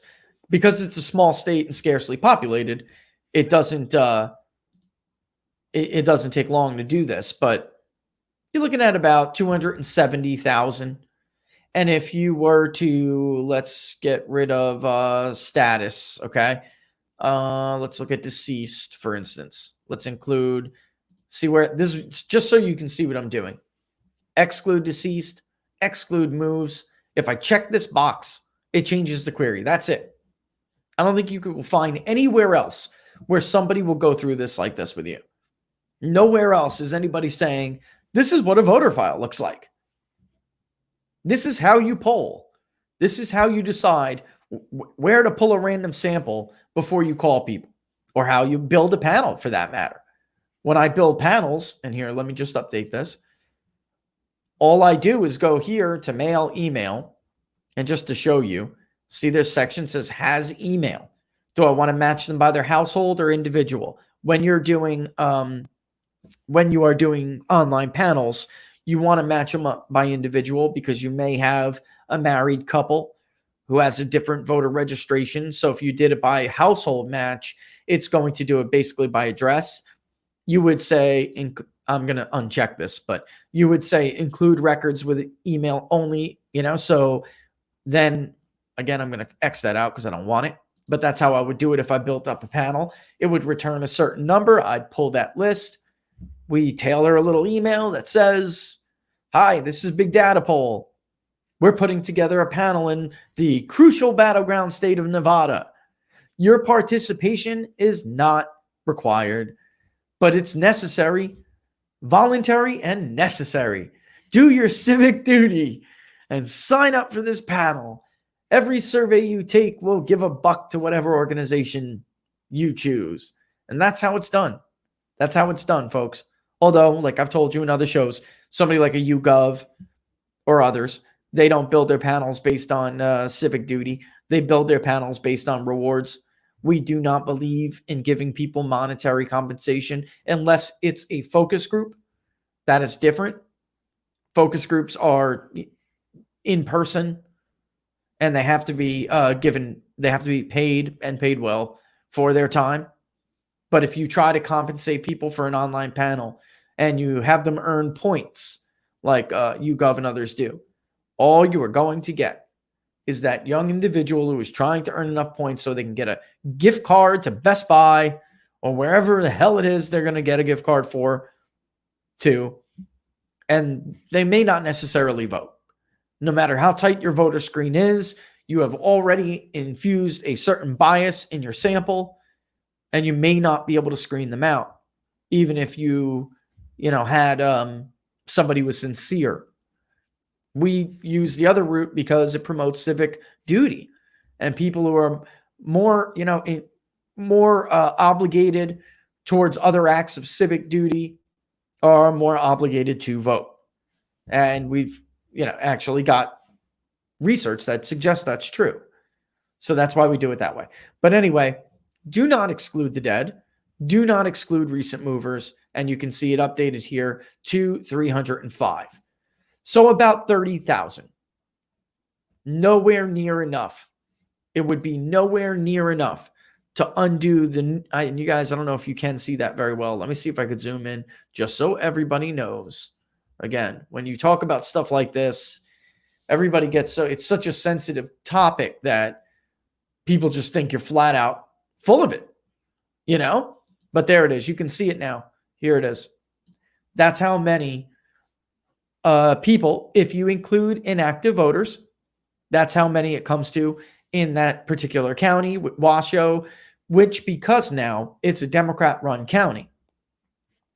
Even if we weren't going to be arbitrary with how we're mailing out these ballots, there is a slight Democratic edge there. It would simply help Democrats. It would not level the playing field. It's impossible to level the playing field by not just mailing these ballots to Clark, but by mailing them everywhere, because Clark County, and now that I have this up, I'll change this. Now that I have this up with jurisdiction, I will change this from Washoe to Clark, just so everybody knows I am not full of crap here. 1,279,655. The exact number I just gave you. All right. If I go to vote history, voter status, it says include all voters right now. If I only include inactive, right, I am verifying right now what I showed you before. There it is. There's that number. Just so nobody thinks those graphics, just so the veracity of the information in those graphics is not in dispute. They are absolutely true. There really are that many voters in Clark County that could get a ballot and should not get a ballot. Not could. I mean, some of the, if you haven't followed the reporting, it's horrendous. Even the Las Vegas Journal-Review is admitting that. It's a nightmare. And in the article linked in the story in PPD, the first one is for Fox News. The second one is for them. That is a well-known left-leaning author. And even they concede, because Democrats forced us to do this, there are ballots flying everywhere. It reminds me a lot of Arizona. You know, they're saying that they're piling up in trash bins in Las Vegas. In Arizona in 2018, they were dumpster diving for ballots. Dumpster diving. And so you'd have to be a complete idiot to believe. And they call these conspiracy theories. That is another term, kind of like, systemic white supremacy. That's another word, another term like data and science, the science. Talked about that last week too. Conspiracy theory is another term that has become a term used to simply shut down debate. I challenge anybody who says this is a conspiracy theory, from Chris Cillizza at CNN to Glenn Kessler at the Washington Post.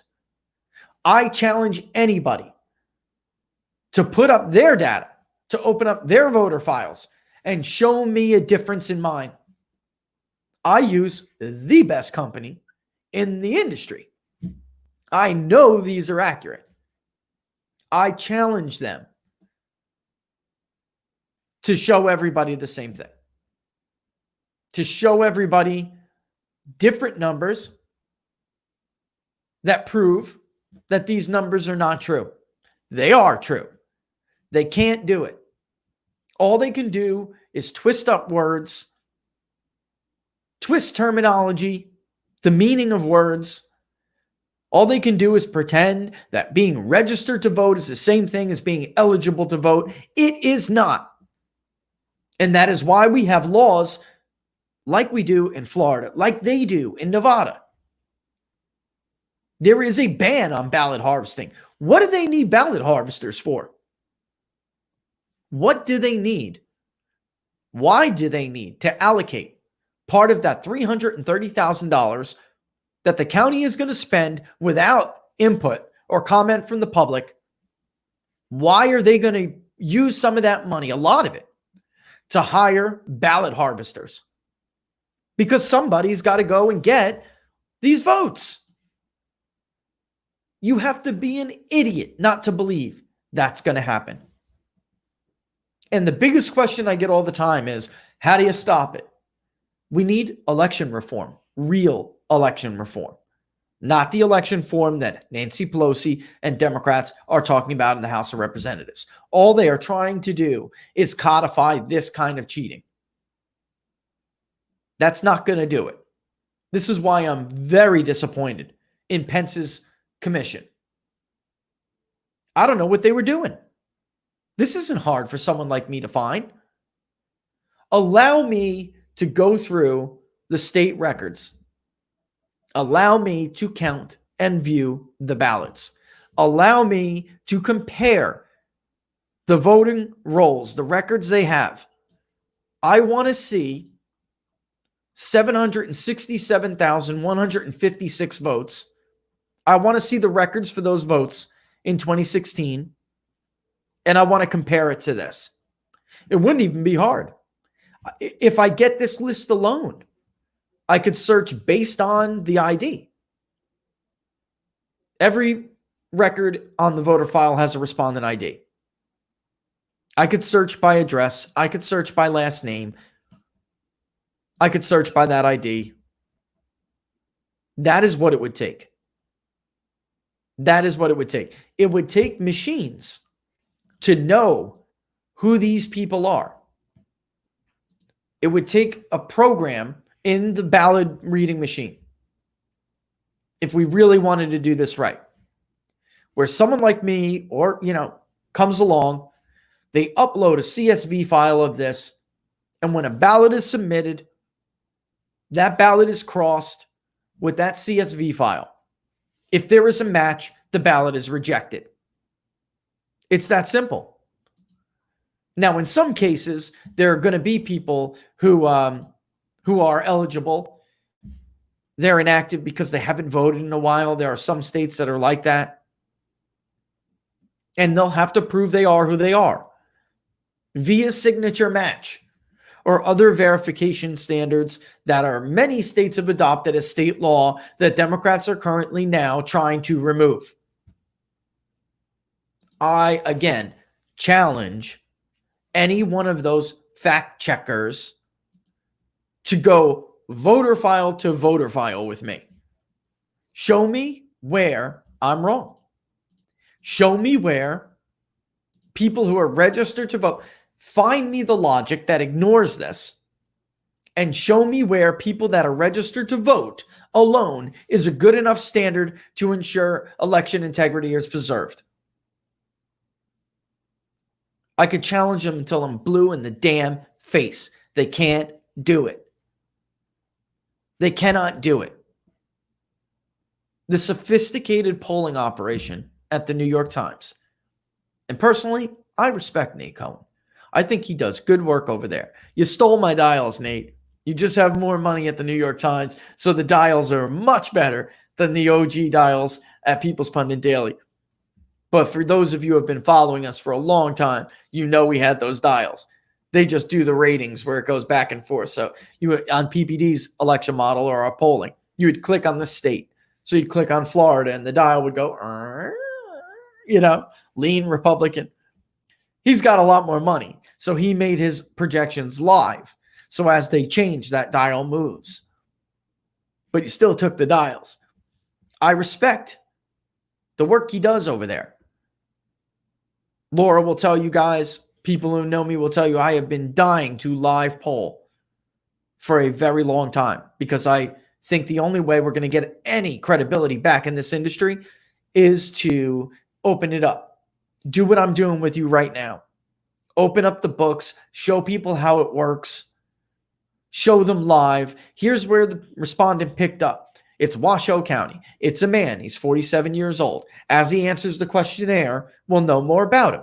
Does he self-identify as a Republican? Does he self-identify as a moderate or a conservative? Does he make $30,000 to $50,000 a year? Or does he make $75,000 to $100,000? Whatever it may be.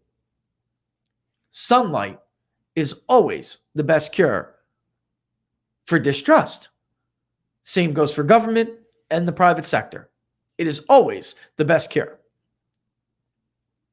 And over there, I cannot imagine, since he polls through voter files, he doesn't do random digital dial. I cannot imagine that he doesn't know this. And when, the fact checker at the Washington Post or the fact checker at CNN tries to tell you and feed you this load of crap that these plans are not going to lead to fraud, how does he just sit back and pretend like they're not full of crap? They are full of crap. And the only way for me to tell you how much of a problem it is for me to compare those numbers. because there are a lot of people who just simply don't vote. So that's why you see those numbers lower. We don't know how many of the 761,000 are not legit. We don't know. Again, the only way to do it is if the entire system was connected. The machines didn't just count votes, but they crossed it against the dirty rolls. If one was flagged, then the voter has to go through verification processes.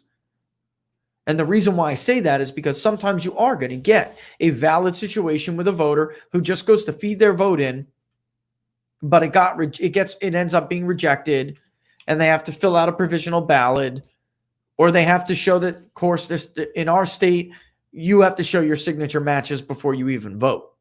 I request that I go there, I go to the table, here's my name. They look, they can tell whether or not I'm a Republican or a Democrat or an independent right then and there. They hand me the ballot after I sign, and they look at my license and they look at the signature and they say, yeah, that's relatively close. A lot of it too, unfortunately, is done on tablet because they're trying to be, they're trying to be electronic and move things along quickly. But there's problems with that. Sign a tablet with your finger and then sign your name on a piece of paper with a pen. See how close it looks. Doesn't look very close at all. So it leads them to be able to arbitrarily decide who they're going to challenge and who they're not, which we talked about before. But then you're going to have the instances like we saw the last week or 2 weeks ago with Mr. DeMuro, who paid off election judges to ring up votes, vote ringing. And that is when those ballots are not being submitted by the actual voter on the record. They're being submitted by, sadly, poll people, election judges, whatever it may be, somebody who works in the ward or in the precinct, depending on your state. The only way to truly stop that is for a guy like me to show, like I said, there are 700 and, well, let's look again, just so I'm right. In Clark County alone, there are 178,350 records on the voter rolls that are, there's a problem with them. If the ballot crosses against one of them, there's a flag. Statewide, again, and I'm talking about Nevada, that's Clark County alone. Nevada as a whole, 225, just under 226,000. Clark County being 80% of the problem. 68% of the total state vote, 80% of the dirty roll problem. This is the only way around it. You cannot expect human beings to be this close to easy treachery. You cannot expect them to do the right thing. Sad as hell. It's a sad ass commentary for us, but it's absolutely true. We need standardization statewide, and we need this stuff to be centrally crossed. It really does. We call it deduping, which means we're crossing one list with another list, or one data set with another data set. That is the only way we can stop this. All right, I blew right past that segment. Let's get this quick little spiel out. Then let me hit up Joyce's question. And if you guys have any other questions about this, then I'll answer them. Should have drank more water during that break. It's getting hot in Florida, folks. It is getting hot. I am moving soon. I will always love Florida, but I miss changing seasons. I simply just can't stand the perpetual heat anymore, even though I love Florida. I do. I just can't take the changing seasons anymore. It's getting crazy. And I'm a suit wearer. It's hot out there in a suit, All right, anyway, it is almost 11:40 now. You're watching Inside the Numbers. It's Tuesday, June 2nd. You're watching Inside the Numbers with the People's Pundit. I am the People's Pundit, Rich Barish. You can follow me right there on Twitter at Peoples_Pundit if you do not already. If you guys don't forget, you know what? Doesn't matter whether you're watching YouTube. Doesn't matter whether you're watching on Facebook. Everybody, don't forget to like the page, People's Pundit Daily on Facebook. And do not forget to subscribe to the channel on People's Pundit Daily. And then also on YouTube, hit the little notification bell, and it will alert you when we go on, which is 10 a.m. Eastern Standard Time. But this way you won't miss my beautiful opening monologue. That is a must see. It will be from soon, now on. But yeah, and then of course, ultimately, the best way to support the show is to subscribe to PPD by going to ppdnews.us/subscribe. ppdnews.us/subscribe. Also, after the the hour break, I didn't repeat that. We've gotten some, actually about 3 submissions. So I'm shocked. I thought maybe there'd be one here, one there, but we got 3. I think there may be more. I haven't looked yet, but if you know somebody who you think is talented, wants to get some exposure, you can send over something of their work to contact@peoplespunditdaily.com. We'll play the song during a commercial or something, and we'll always give them credit for it. The one we played today was Bad Habit. That is the theme song by the Grammy-considered Bowen Band. And you can always find, I got a couple of questions last week. You can always find a link to their website in the YouTube thing. All right, so let's move on here. But yeah, and thank you for all of you who have subscribed, especially since the start of the show. That's how we can do this. That's how we can show you these things that we show you, these voter files. That's how I'm able to open them up. People get access to these based on the numbers of records that they pull. So, all that costs money. They have it. The right wing media, I don't know it's there. It is fair to call them that. Nobody else in alternative media, and definitely not the right wing media, have access to the stuff that we show you here. And we do because of you. That is the point. So you are basically funding your own information. They're all just trying to beat them at their own game. That is not possible because they dominate. We are trying to do something different, which is to be so damn transparent, it makes them look suspicious. For some reason or another, which obviously you may suspect I find to be sinister, they hide these things from you. You're not allowed to see the things that I share with you. They don't want you to see them. They don't like it. They want you in the dark. They want you to listen to them. You can't verify stuff yourself. You're sure as hell not allowed to see, things that I show you, like voter files. That is a no-go.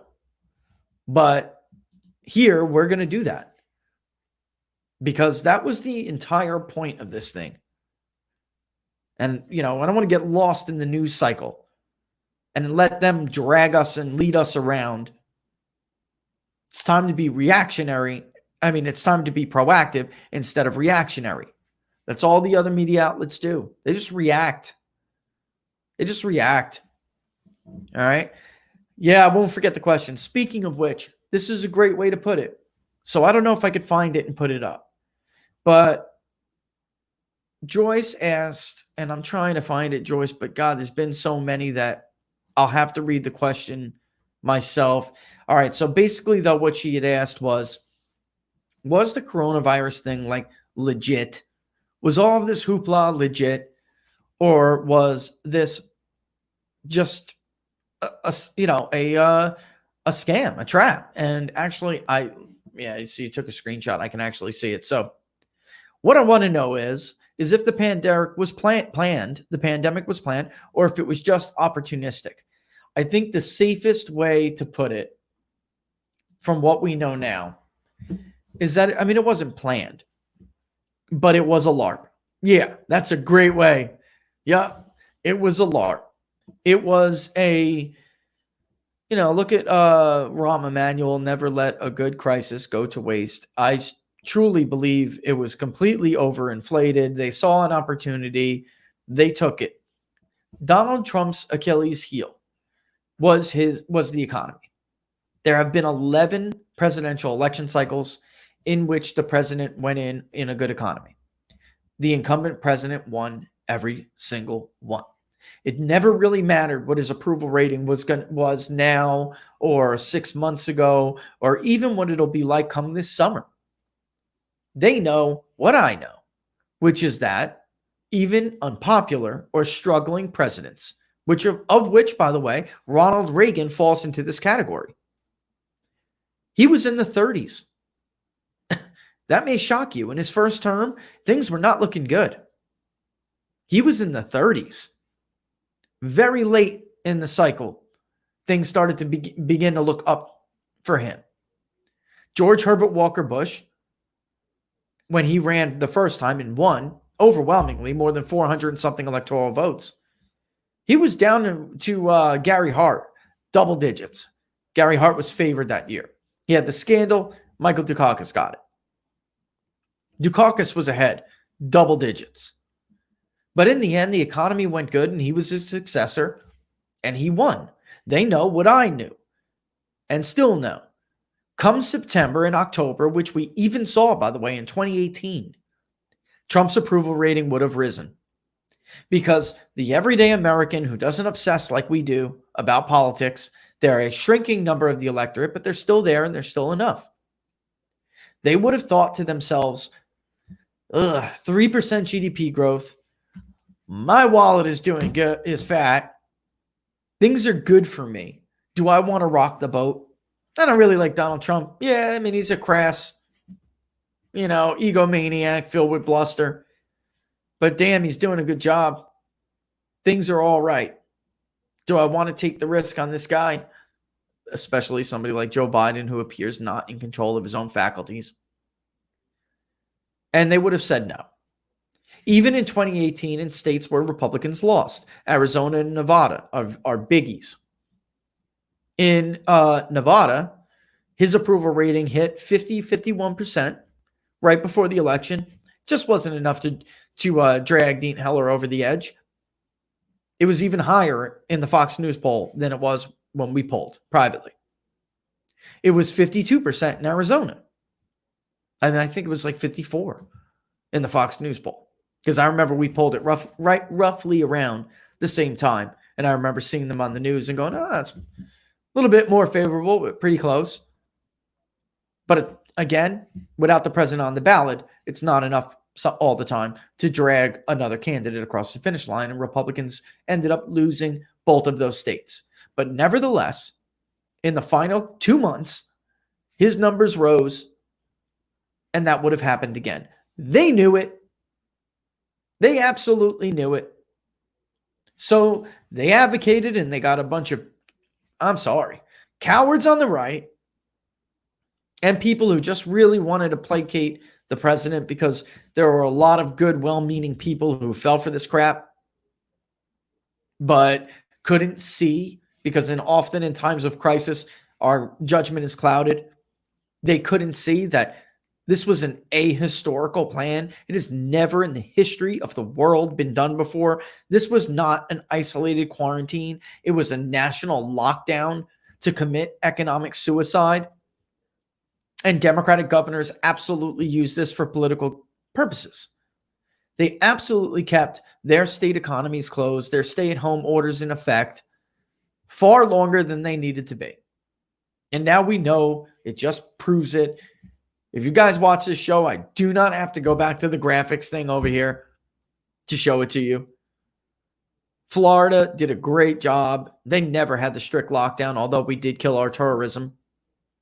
But even Legoland is open now. Right? So, and then we look at other countries. We were wanting to pick and choose which countries to look at, which ones were valuable to look at, which ones were not valuable. The Anthony Fauci's of the world told us we couldn't look at Japan and Sweden because they weren't really comparable, yet somehow Wuhan province, China, was comparable to us. Italy, with an older, aging, smoking population and a crappy healthcare system, was somehow comparable to us. It was really ridiculous. But a lot of well-meaning people bought it And they allowed them to do this. And Trump's biggest, he let them do it. Yes, he didn't close anything down, but his team gave them cover. They were able to simply say, nobody's ever done this in history. It would not have been easy for governors to make those political moves. It wouldn't have been. But they were able to lean on Anthony Fauci, on Dr. Birx, who I like. I don't like Dr. Fauci. He's a weasel. But they were able to lean on them because they put out the CDC guidelines that told them what to do. He gave them cover, is how I always put it. He gave them political cover to do something that has never been done in the history of the world. All of the intelligence, though, Joyce, this didn't get any coverage in the United States of America, but the Five Eyes, which is an alliance of Western intelligence, the Five Eyes are pretty much convinced that this thing got out of the lab in Wuhan and that China knew they were screwed. So they basically let it spread throughout the rest of the world while blocking, travel to and locking down Wuhan.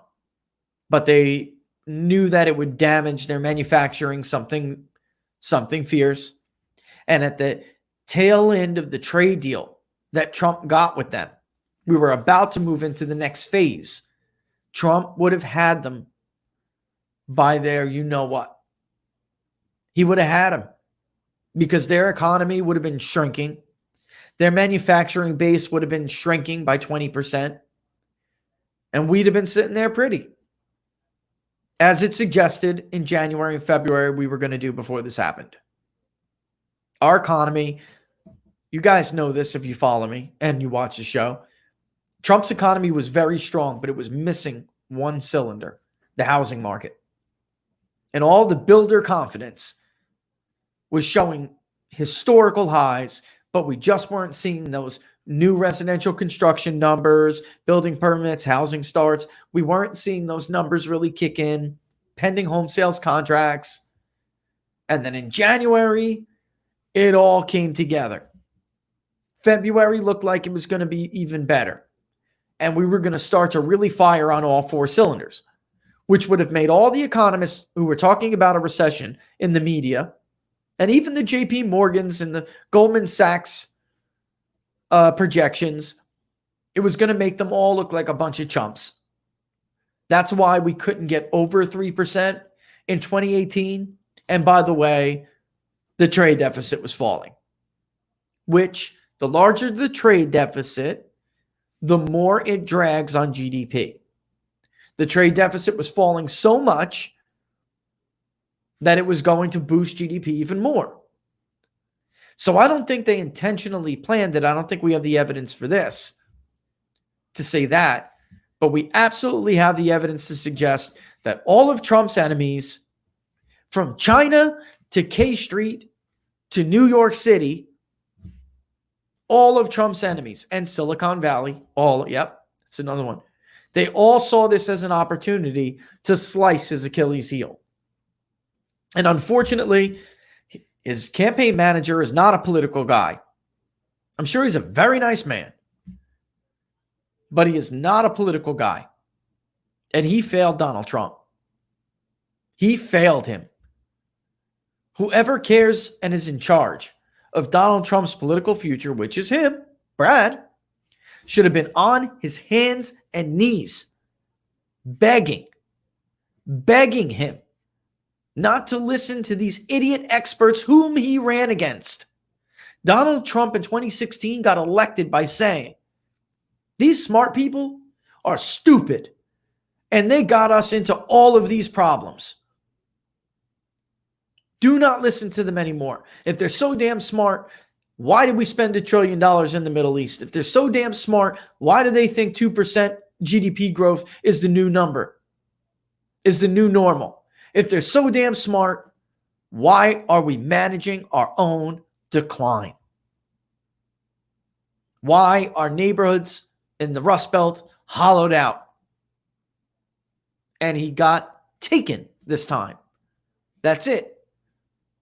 And his political counsel failed him.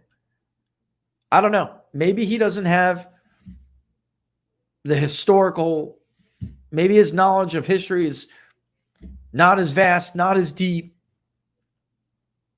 His political experience certainly isn't. He was not a pollster or a campaign consultant or a strategist, which I know, Donald Trump generally hates people who work in my field with good reason. They suck. They all suck. They've all, especially on the right. Obama had some pretty damn smart people around him. I actually respect some people in Obama's orbit more than I do anybody on the right. There's nobody really smart. The architect, God bless him again, sure, whatever. Maybe he's a nice man, maybe he's not. The architect barely won his president re-election. 10,000 votes in the state of Iowa. That's it. The architect still sat back and watched Texas go from deep red to maybe you can't keep it in 4 years. That's what the architect did. On his throne in Austin, thinking the world was going to forever stay the same. But again, to wrap up that question, I don't think it was like planned. But these people see opportunity. They know how to exploit crisis. All statists know how to exploit crisis. And we fall for it every damn time. Last book I'm going to pitch this episode, but Robert Higgs, Crisis and Leviathan. Every American should know Crisis and Leviathan. Everyone should know what that phrase means and what the history of it is, which is they will see an opportunity to either create a crisis or exploit it. They will use it for power, to grow government, maybe. It always ends up in the growth of government. But they're going after their own political power and ambition. And they often will create the crisis, create the problem, then present themselves, their government, their policy as the solution to the problem that they helped create most of the time. And then when it's over, the tide never recedes. You never get back that liberty that you lost. Not 100%. Maybe you'll get back 20%, but you'll never get it back 100%. In my own work, when I talk about the crisis in Leviathan, to make a greater point in our virtuous republic, I include transcripts from lawmakers getting up and advocating for the progressive income tax, which used to be unconstitutional in this country. The Supreme Court rejected it numerous times, and they had to get it in the log rolling deal with the 16th and 17th Amendment. And they would rise and they'd say, war could come. This is just a temporary measure. Just so, in the event we need to raise an army, we'll be able to fund that army. Right now, we wouldn't be able to do it. We are not going to tax the working class. We're just going to go after the rich people, and they're going to fund the war. But, of course, that was bull. That was bull. It was never true. You think they were ever telling the truth? No way. So in this case, it's really no different. It's just a different crisis. The Leviathan is still acting the way you would expect Leviathan to act. It will not be taken back. What we've lost will not be taken back and will not be given back. It has to be taken back. And here we are. And then with these protests and these riots, like I've said, even earlier in the show, even Leo Terrell told you the truth last night. Leo Terrell hates Donald Trump, but he is absolutely right. Like they sat back and left millions of Americans to slip into poverty for political purposes, they will let these cities burn. DC is different, which I meant to explain before, and I may have to extend the show a little bit just for a couple of minutes, just to get this final point out. DC is different. There are special circumstances because it's not really a state. They have a mayor, of course, but you have the federal government there and you have the president there. Karl Rove, that's the architect, just to answer your question. So DC, the president doesn't really need the permission of the mayor of DC to restore order. It's the nation's capital, and it's a special circumstance. He can do it. So you'll notice last night with helicopters above, order was essentially restored. While New York, again, was looted and burned, and cops got the crap kicked out of them. Cops were shot. 4 police officers were shot randomly in the crowd last night.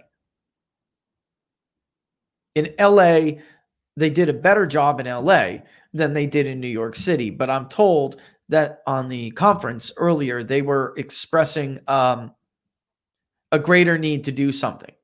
So they were taking it more seriously. While Cuomo, the senior killer, the old people killer, Cuomo needs a nickname for that. The man who sent thousands of seniors to their death with the stroke of his pen. So Cuomo killer didn't do anything. It wasn't hours until curfew was obviously imposed too late. On the phone call, they discussed that. And the general consensus was 7 o'clock. Mayor Bill de Blasio kept it at 11. Why? Because he wants his damn city to burn.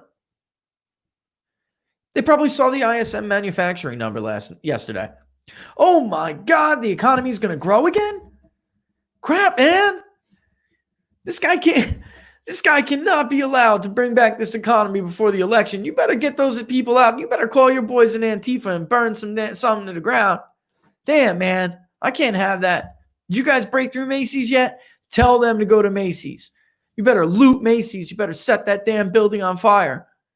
We can't have consumer spending go up. No, sir. You better shut Macy's down. This is who you're dealing with. And the right has been unable to understand who they're dealing with. Stupid Lindsey Graham and the rest of them.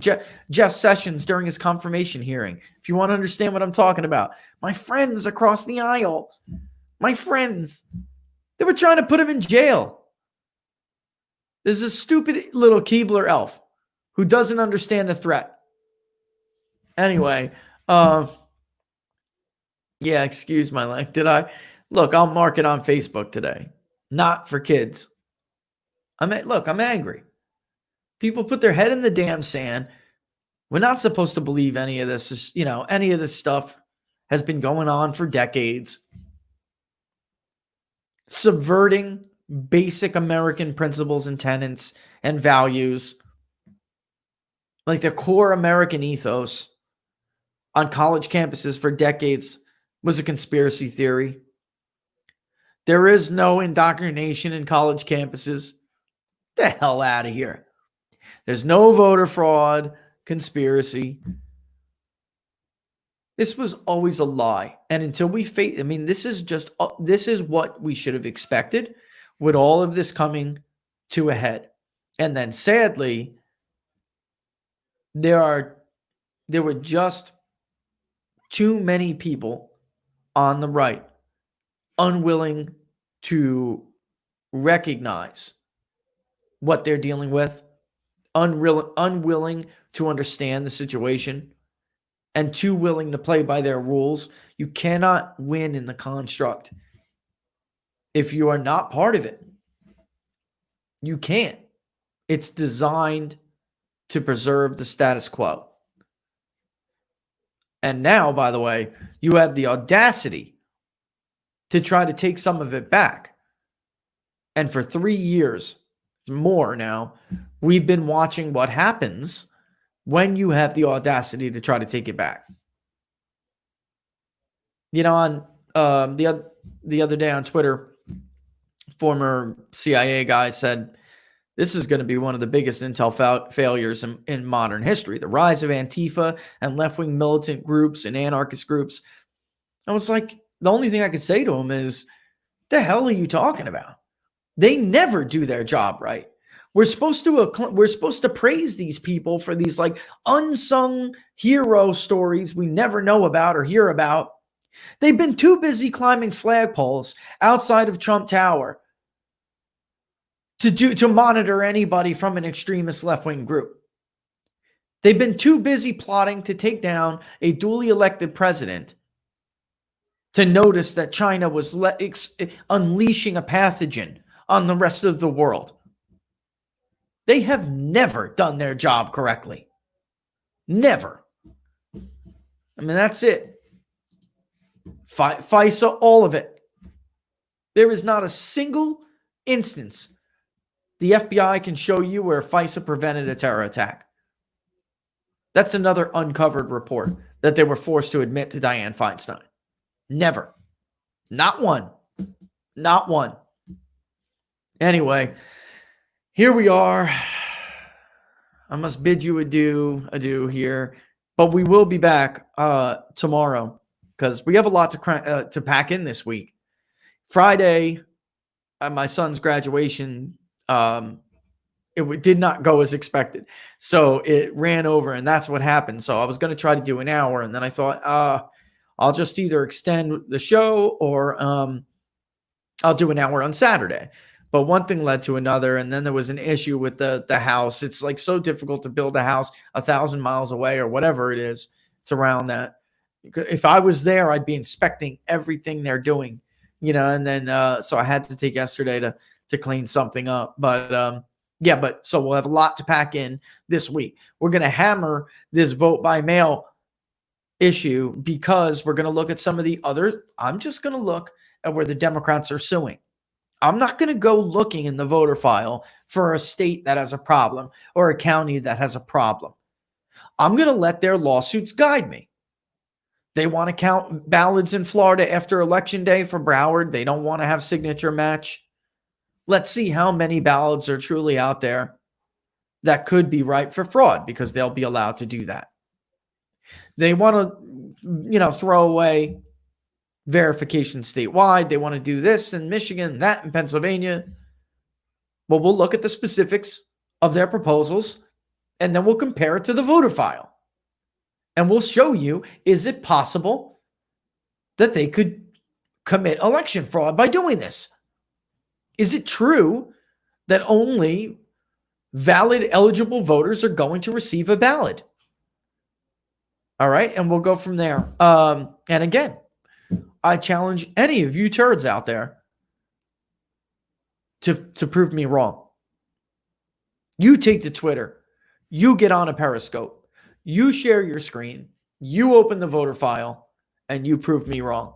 But you can't. You won't be able to do it because you're lying and you're pretending like being registered to vote is the same thing as being eligible to vote in the United States of America, and it is not. All right, folks, listen, it is 12:08, so I'm going to bug out here in a hot minute. Before you go, do not forget to subscribe to the channel on YouTube, and do not to mosey on over to the Facebook page, which we neglected for way too long, and like the page because we have tons of followers on Twitter. That's where our audience largely is, that and on Scope. But we neglected Facebook, so we need to beef that puppy up. All right. So don't forget to like the page on Facebook. Don't forget to subscribe to the channel, People's Pundit Daily. And of course, the best way to support the show is to subscribe to PPD, which you could do by going to ppdnews.us/subscribe. ppdnews.us/subscribe. And thank you to everyone who has done that. We love you for it. All right, folks. I will see you back tomorrow, Wednesday morning at 10 a.m. Eastern Standard Time. All the best.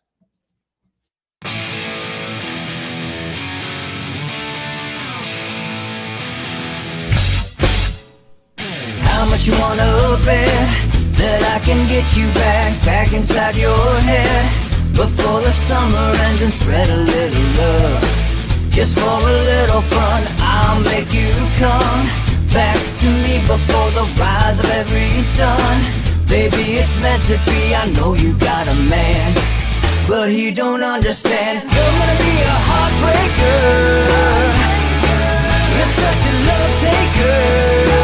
So just suck me in and you can toss me like a cigarette. 'Cause I just wanna be a bad habit, yeah.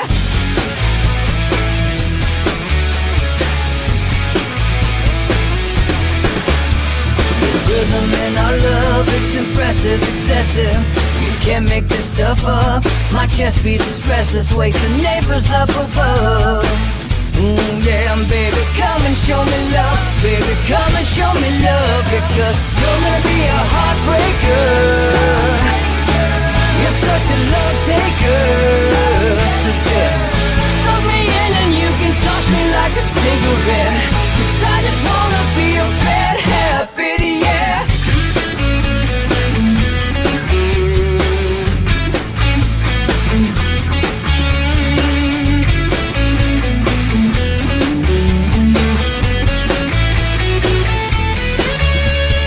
Get on a plane and take a one-way ride. Steal us away to find a place we can hide. It wouldn't take much to spear for a knife just to give in to the need and leave it all behind. 'Cause I know that you know that I know that you want me. You told me, now show me, come blow me away. 'Cause I know that you know that I know that you want me. You told me, now show me, come blow me away. You're gonna be a